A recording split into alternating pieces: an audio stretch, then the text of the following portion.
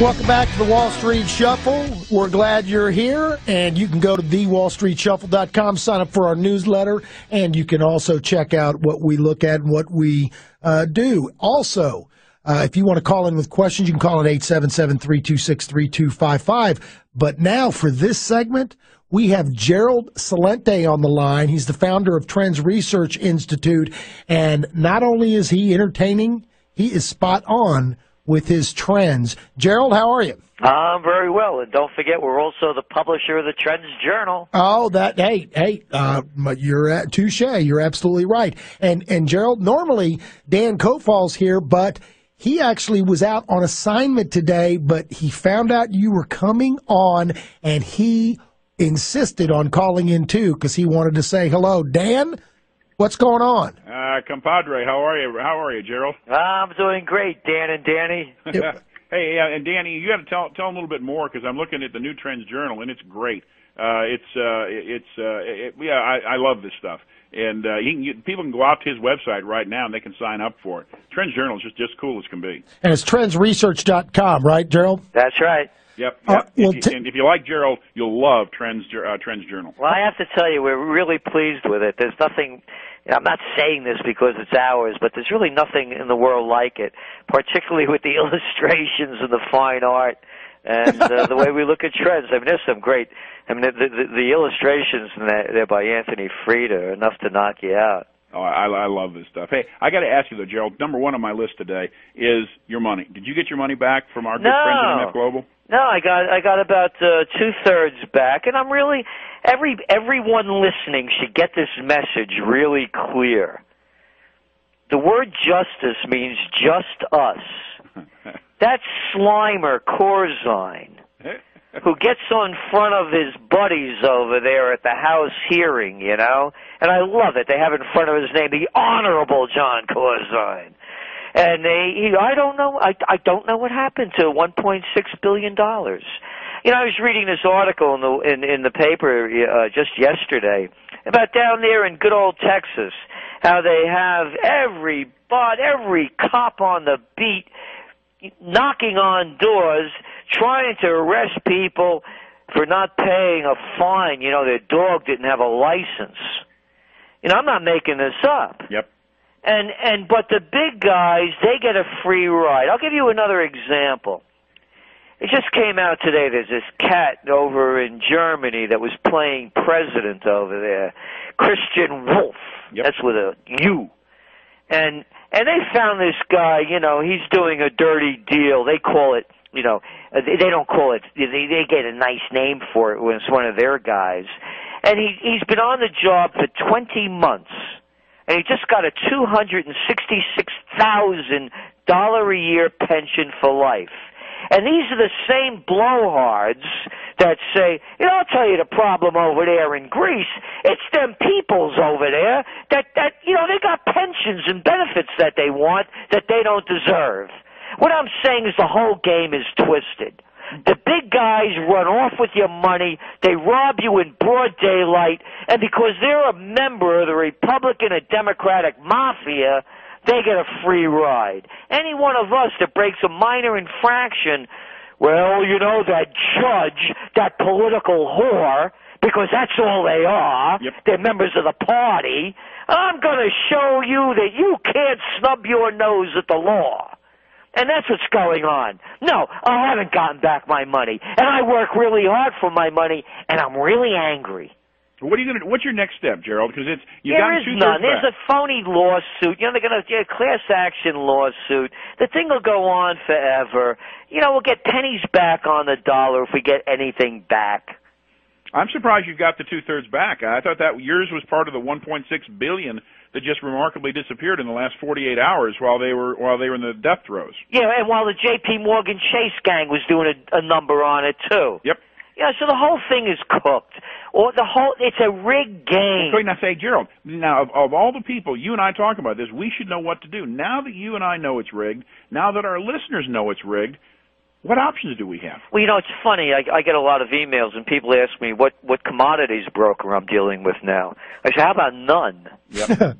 You know, I'm not going to do that anymore. But All I'm doing, the flip I make it really clear I only buy for possession. Well, the flip in your story was that you had been buying from a smaller firm that you liked and trusted. You didn't know that MF Global had bought that firm, that you were actually dealing with a new entity, and even then you might not have known it was corrupt until they went under, but you certainly wouldn't have chosen MF Global up front. No. And you were never notified that they'd been acquired. You know what they did? They changed. What they did was I look back at it now, and what they did is they changed the letterhead when you got your statement, you know, and I didn't even see it.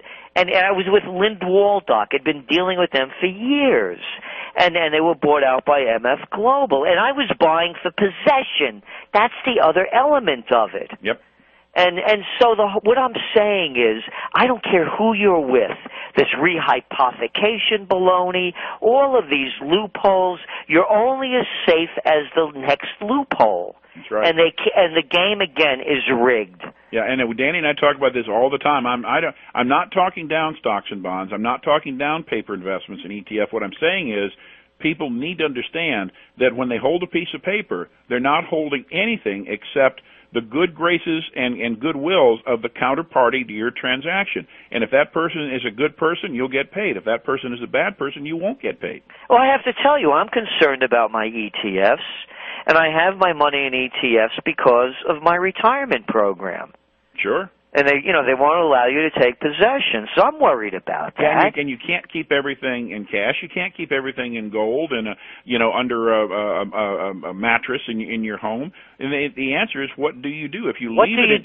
Yeah, if you leave it in institutions, if the government ever decides to nationalize retirement plans, all they got to do is push a button and they own everything you own. So it really is a game of musical chairs, and you pray that you're out before anybody else is. You got it. So I won't buy anything through commodities brokers again. I only buy for possession. And as we're looking at the trends developing now, this is a red flag time for everybody to watch. What's going on in Iran has me very, very concerned. How's that? And well, we're writing about it now in the Trends Journal, in that they're beating the war drums. And now this week, Prime Minister Benjamin Netanyahu from Israel is coming over to meet with Obama.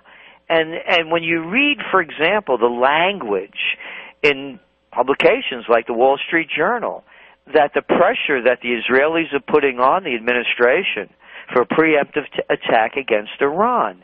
And then you read the language about what both our military and theirs expects, you wonder if these people are living in fantasy land. Well, at most, we'll lose 3,000 or 5,000 people. Iran, they're not going to ignite the Middle East if we attack them. And were they out of their minds? These are the Persians. And just for the record, every assessment that the military has made with Afghanistan and Iraq, they've been wrong. Way off. Way off. Gerald, here's a question I've always had. Is it a preemptive strike from Israel or the U.S. if Iran has said, we want to wipe the U.S., the great Satan, and Israel, the little Satan, off the face of the map? Danny, I've gone to Google, and I've pulled up all the information I can on that. That is a total misinterpretation of what they said, from what I read. And again, my motto, think for yourself. You bet. And from what I've read, what they said was that Israel's not going to be around forever. It's going to bury itself, or someone else will bury it. And that's the kind of language. They're not saying, when I get a nuclear bomb, we're going to wipe you off the earth, or we're going to blow you out. It's not that at all. And here's the other reality. What are there, about 25,000 or something nuclear bombs out there? Hey, you want to talk about a real stable group that has nuclear weapons? How about those Pakistanis, man? Oh yeah, they're solid as could be. No, the reality is anybody that, I'm a close combat practitioner. Right. Anybody that has a weapon, and other people have weapons, the whole game changes. Right. And I'll tell you what, man, you're going to blow me away. I'll blow your whole country away in 6 minutes. You're going to have 2 in 5 years. I got 12,000 now. Well, I got to admit, though, I'll tell you, I liken Israel to me standing inside my house, and there's somebody outside my house with a gun pointing it at me, saying, "I'm going to come in and kill you." Now, the majority of the political community right now said, well, if you shoot through that door, that's preemptive. I know if there's somebody outside my door and they intend to come in and kill me, I'd rather kill them first. I don't call that preemptive. I sit there and say, well, if you know they're going to come in, but we don't know that, and that's what I'm saying. So they're saying one thing. For example, I mean, I have the New York Times right in front of me, and you look at the last couple of days ago, you have the guy who's the the Khomeini cat, and he's saying that having a nuclear weapon is against our religion. Right. So I don't know, but all I'm saying is if we go to war, it's going to be World War III. And since Obama and the Senate voted 100-0 on these sanctions, since they have these sanctions in place, gasoline prices have been skyrocketing. Oh, in anticipation of the war, no doubt about it. Exactly. We're looking at a specter now of $5 a gallon gasoline. You already have it in California. And they're looking at now gas prices rising another 50 cents a gallon should this thing heat up. Easily, so now sure. when you start putting the numbers together,